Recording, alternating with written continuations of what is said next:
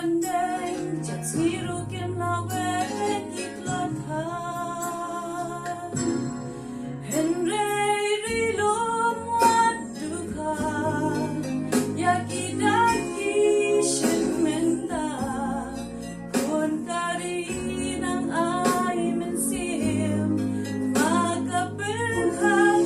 inam dim day hadin ulang kirtiang sembelin on baglem ka otlem ka otlem ka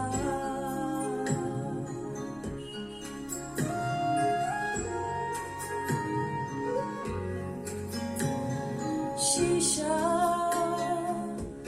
labon sini mantla Kariangi kakon pandai rajing minat ngin saja Jingdong kawan raya senyap